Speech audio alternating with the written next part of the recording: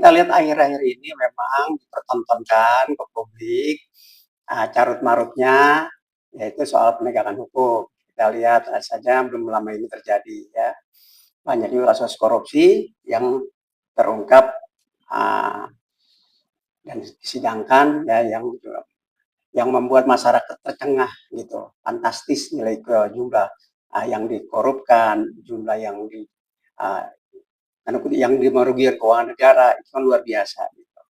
Dan kalau kita lihat kenapa Indonesia terus terjadi tindak pidana korupsi ini, saya sebagai praktisi hukum menilainya bahwa pertama ya, soal penegakan hukum itu hukuman untuk vonis yang diberikan kepada pelaku tindak pidana korupsi itu belum memberikan efek jerah, sehingga terus tindak pidana korupsi selalu terjadi. Yang kedua, saya melihatnya bahwa dalam hal pemberantasan tindak pidana korupsi ini masih seolah-olah saling menunjukkan menunjukkan bahwa saya yang bekerja, saya berprestasi gitu. Karena dalam perkara tindak pidana korupsi bukan hanya KPK yang berwenang untuk melakukan penyelidikan, penyidikan dan penuntutan, tapi juga polisian dan juga kejaksaan. Nah, akhirnya berlomba-lomba gitu. Itu menjadi persoalan juga sebenarnya. Dan apalagi kalau kita lihat seolah terjadi tidak sinkron gitu ya, saling tabrak gitu. Saling tabrak, seolah saling menjegal gitu kan. Seolah bahwa negara ini dikomandai oleh siapa sih kan gitu. Lebih kurang seperti itu. Nah, kalau udah seperti itu Pak, meningkat hal ini bisa dikatakan bahwa budaya hukum di Indonesia masih tergolong Pak. Karena ketaatan masyarakat belum tumbuh secara sukarela dari kesadaran diri, melainkan karena takut pada sanksi.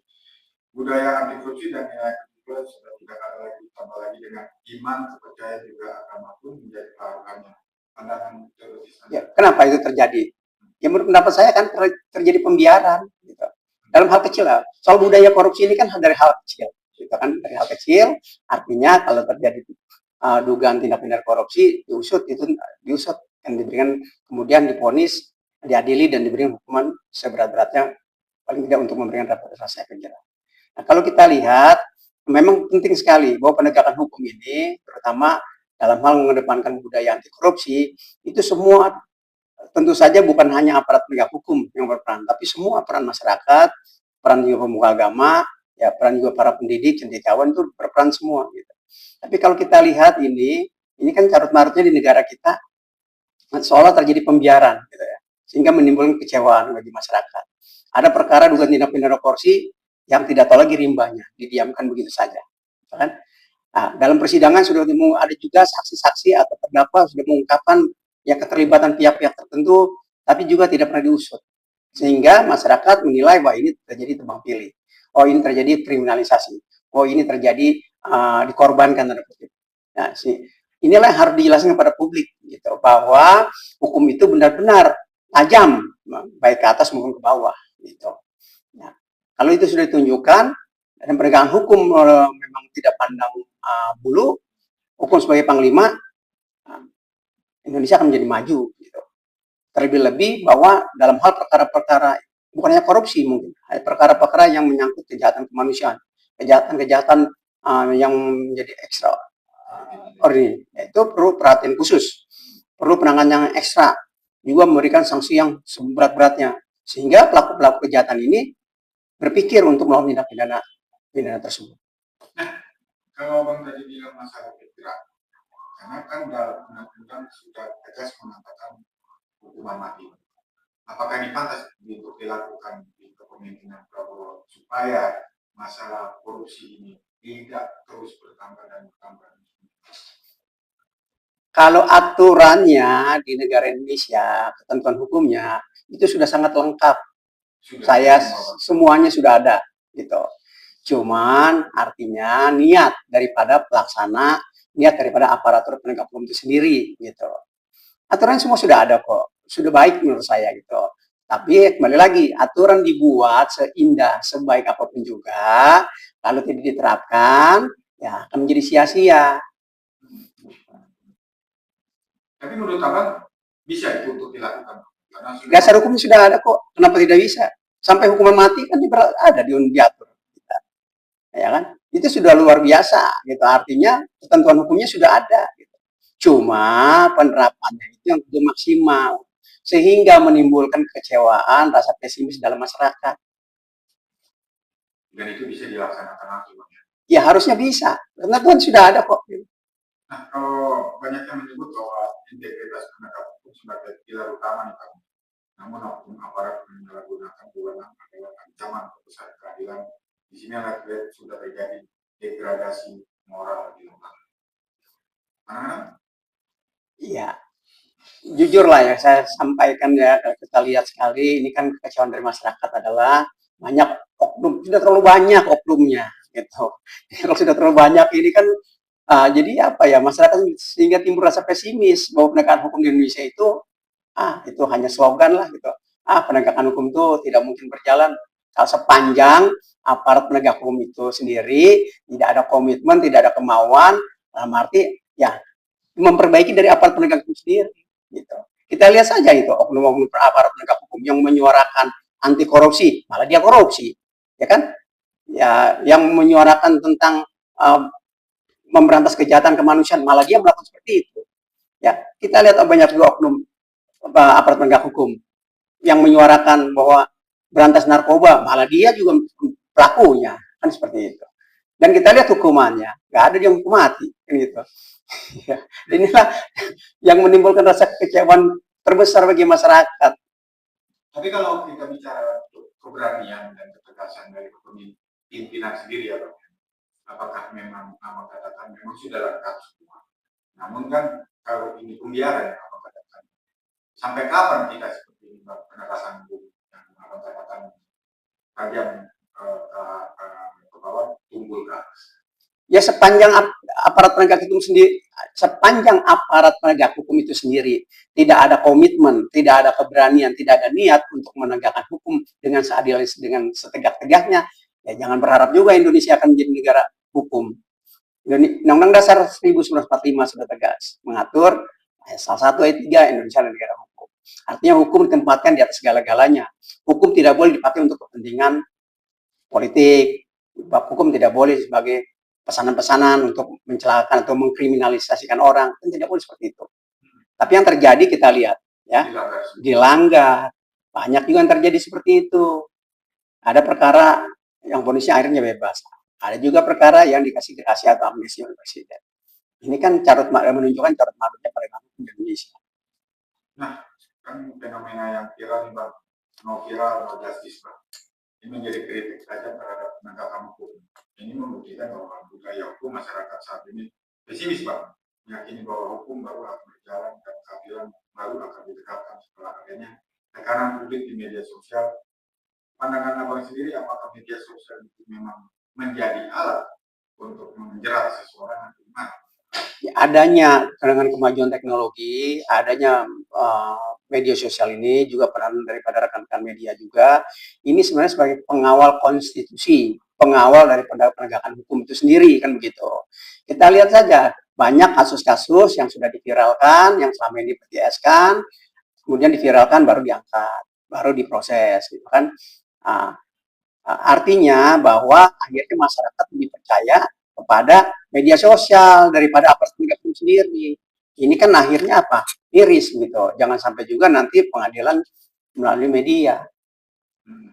Jadi untuk apa lagi ada fungsi peradilan? Untuk apa lagi adanya aparat penegak hukum kalau masyarakat lebih percaya, lebih optimis kepada media daripada aparat penegak hukum sendiri.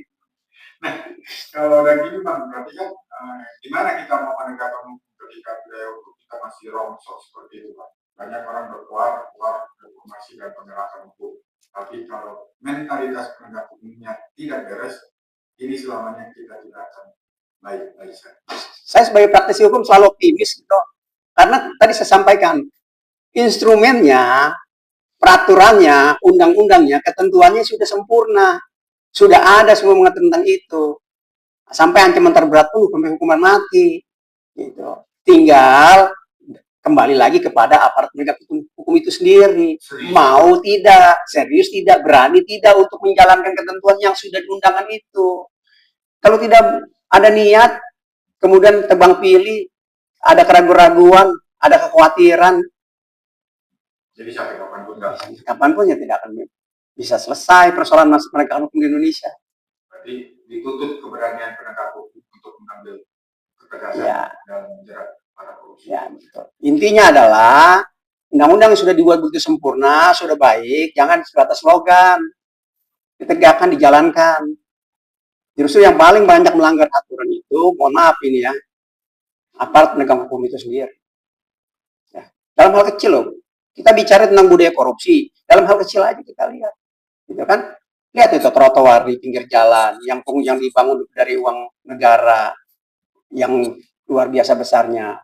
Tapi kita lihat peruntukannya diuntukkan apa? Pedagang-pedagang kelima apa? Mereka dibiarkan pembiaran gitu oleh oknum-oknum, diperjualbelikan seperti itu, sewa-sewakan. Kan dalam hal kecil begitu. Di depan mata lah gitu. Parkir miskin dan anak terlantar, itu perintah undang-undang loh, dipelihara oleh negara. Saya melihat loh dia di jalan-jalan, coba lihat ya, anak-anak kecil menjadi pengamen, peminta-minta, bahkan mohon maaf sampai melakukan ngelem itu. Itu kan generasi penerus bangsa kita yang di depan mata itu dibiarkan. Gitu. Dari hal kecil dulu lah itu. Nah, itu harus dibereskan semua itu. Kalau abang tadi mengatakan bahwa semua para penegak hukum ini seolah-olah berlomba-lomba ya bang, mulai dari KPK, kepolisian, kejaksaan untuk mencari sensasi masing-masing. Namun nyatanya di dalam ketegasannya belum bisa untuk menentukan para pelaku ini dengan hukuman yang setimpal menurut pandangan mereka masing-masing. Abang melihat dari kinerja mereka yang tidak penegak hukum ini, abang melihatnya seperti apa? Apakah mereka benar-benar serius untuk menangani masalah korupsi dan penegakan hukum? Ya, kalau kita lihat, jadi masyarakat kan akan timbul bertanya-tanya, kan begitu.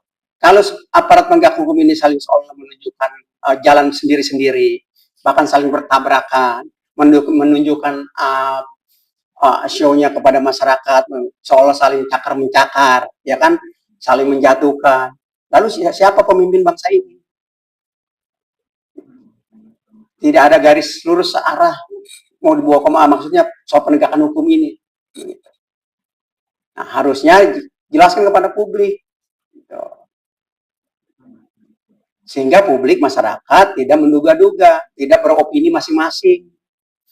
Masing memberikan pandangan masing-masing. Nah, sudah seperti ini intinya adalah keterbukaan lah daripada aparat penegak hukum sendiri dan pemimpin. Nah, kalau sudah seperti ini yang mengatakan, mampukah atau berani Prabowo memberikan suatu ketegasan di dalam menjaga penegakan hukum dan roh bangsa ini dalam penegakan hukum sendiri? Kalau lihat seperti ini. Ya kita lihat saja coba itu oknum-oknum aparat penegak hukum sendiri, ya kan, yang sudah terlibat hukum, mengundurkan diri juga tidak mau. Ya sekarang berani kan mau diberhentikan? Berani kan diberhentikan secara tidak hormat? Berarti kembali lagi. Kembali, kalau tidak berani artinya tidak ada tindakan seperti itu, atau tidak juga diberikan hukuman yang memberikan rasa efek jerah, artinya ya nanti masyarakat akan nilai. Kalau gitu presiden juga tidak ada keberanian untuk menindak, sehingga masyarakat nanti akan curiga, akan bertanya-tanya lagi, ada apa ini, kan begitu. Jadi close-nya ini bang, apa masukan atau memang kritikan apa atau sentilan abang di dalam pemerintahan ini dari awal pemerintahan hingga saat ini, masalah korupsi ini menjadi suatu fenomenal di bangsa ini, bukannya untuk mengurus bangsa, masyarakat dan masalah kemiskinan, pengangguran yang semakin meningkat, malah justru korupsi yang makin meningkat. Apa pandangan abang untuk Presiden Prabowo menyikapi ini sehingga masalah BND aja masih carut marut juga? Ya, Pak Presiden harus mengambil tindakan dan sikap yang tegas, tunjukkan kepada publik. Artinya dengan cepat tanggap terhadap oknum-oknum aparat penegak hukum yang melakukan tindak pidana, dugaan tindak pidana, terlebih-lebih yang menyangkut kemanusiaan atau korupsi atau kejahatan yang luar biasa ya itu harus segera mungkin diberhentikan secara tidak hormat, gitu. Siapapun juga. Walaupun benar Indonesia menganut asas praduga tak bersalah, paling tidak berhentikan dulu. Baru diproses. Gitu. Jangan dia masih menjabat, kemudian proses hukum terus berjalan. Ini kan akhirnya makin dalam kepercayaan masyarakat, nanti tidak percaya lagi kepada pemimpin kita. Jadi harus perlu keseriusan, ketegasan, tunjukkan kepada publik. Apa kemauan dari masyarakat dan publik itu sendiri, Pak? Hukum itu memang harus menjadi panglima di bangsa ini, Pak. Meski seperti itu, Pak? Iyalah, jangan artinya terhadap rakyat jelata terjadi penindasan hukum juga dibiarkan. Kan mereka mencari keadilan seolah mahal, susah, begitu. Tapi mereka-mereka ini yang aparat oknum-oknum aparat penegak hukum sendiri, jabat, ya oknum pejabat yang melakukan tindakan-tindakan dugaan tindak pidana, tapi seolah-olah dibiarkan, tidak diproses. Nah, ini kan memberi kesan bahwa hukum itu tajamnya ke bawah, kan gitu, dan tumpul ke atas. Ada lagi, Bang? Cukup. Oke, terima kasih banyak, Bang. Oke.